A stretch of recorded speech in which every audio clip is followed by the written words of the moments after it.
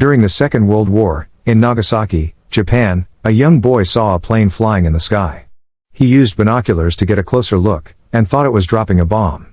But then, to his surprise, the outer covering of the object fell away, and it turned out to be a person instead of a bomb. Superman flew back into the Earth's sky. It felt a bit like a game he played in Smallville with his friends called the Colder Leap. In that game, they used to jump from a tall building at a neighbor's place into piles of hay, before going to school. But up in space, Superman discovered something serious. There was a space station called the Lighthouse, a prototype made by Americans, Russians, and Japanese working together. It was meant to help explore deep space. Sadly, it had been knocked out of its orbit, and it was the 8th thing today that someone had sent crashing towards Earth. The problem was, this space station had nuclear stuff on it, which is very dangerous. Superman knew it could cause a lot of harm if it hit the Earth. So, he had to work hard to stop it, and make sure it didn't collide with our planet. There were people on the space station, and that made things even more serious. Superman quickly pulled them to safety, but the space station fought against him. He talked to the astronauts, telling them they would be okay. However, he knew they might burn up in the atmosphere if he didn't act fast. Using his special vision that can create heat, Superman turned on a shield on the space station, to protect the astronauts during re-entry. Then, he focused on stopping the space station from crashing.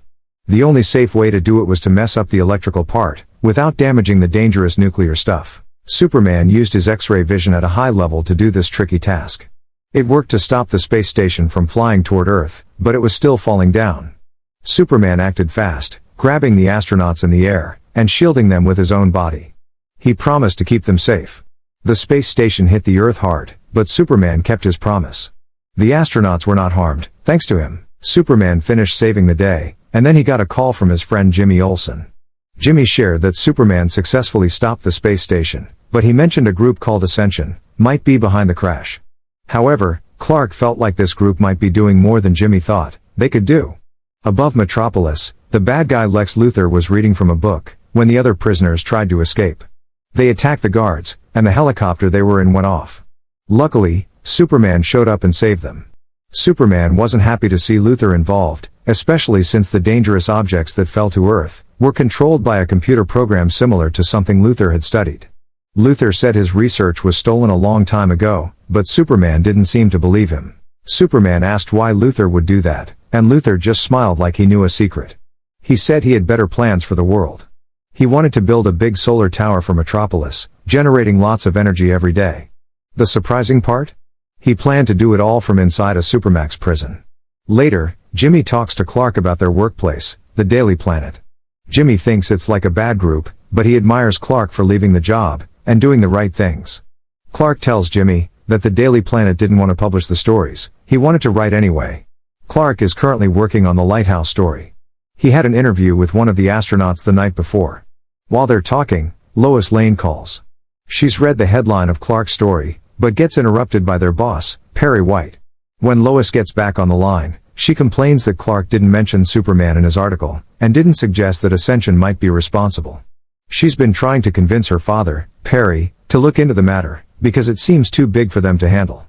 But the important thing Clark missed in his article is that the 7th object, which he thought had crashed into an empty place, near Thailand, actually missed and fell into the water. Clark was surprised to hear that the satellite he thought had crashed into the sea actually missed. As Superman, he went to the sea to find evidence. He knew neither he, nor his friends in the Justice League had changed the satellite's direction. When he got there, he saw a huge handprint on the satellite, which confused him. But things got even stranger, when missiles from a submarine nearby targeted him. The people in the submarine were surprised too, because they didn't expect Superman to be there. They were just following orders from General Sam Lane to destroy the wreckage. General Lane is in a hidden underground base, crossing his fingers that Superman won't dig too deep. He's pretty confident that Superman won't find this place. And even if he somehow does, there's a powerful weapon hidden there, and it's way stronger than Superman. This secret weapon has been working for the US government for almost 75 years. In Dubai, there's a big problem at the tallest building, and Superman rushes to help. The bad group Ascension did something, and now the tower is starting to fall with lots of people inside, about 36,000 of them. The building is super tall, so Superman can't just push it back up, or it might break. Time is running out, and then a fancy construction thing called Apollodorus is used to distract him. It knocks Superman into the water, and there are only a few seconds left. Suddenly, he gets a great idea. He uses the water to craft a tall water geyser, and then freezes it with his super cold breath. This way, the frozen water holds up the broken tower long enough to save lives and deal with the Apollodorus problem. While Superman battles the machine, he remembers a high school class with Ms. Swan. She told him about the real architect, who designed the big castle and other cool buildings. Sadly, the true Apollodorus was unfairly blamed and punished for saying bad things about Emperor Hadrian, and he was put to death. Inspired by this memory, Superman destroys the machine, just like the real hero broke down the false charges. Soon, the device is in pieces on the street. Later, Clark visits Batman in Gotham City. Batman tests a new suit on Clark, which can work with the whole electromagnetic spectrum. It senses how others might detect it, and then hides accordingly. Clark doesn't like the idea, because he wants nobody to hide from his super sight. But Bruce ignores Clark's worries, and shows him a troubling message from Ascension. Ascension sent a message all over the world, trying to knock out power when played. Luckily, Cyborg stopped that, so they could see the visuals. In the message, the terrorists wear masks resembling Ned Ludd, a British folk hero, and leader of the Luddites. The Luddites oppose new technology taking their jobs. From the message, they figure out that Ascension wants to go to war against the modern world. While Clark brought a piece of the satellite to Bruce, they haven't learned much about the handprint on it. Bruce figures out that whatever made the print has a body like Clark's, powered by the sun. But the tricky part is, it's even more powerful than Clark. Bruce realizes that this powerful being is on Clark's side, helping him in the fight against Ascension. As Clark leaves Wayne Manor, Lois calls him, feeling disappointed that he hasn't sent in a story about what happened in Dubai.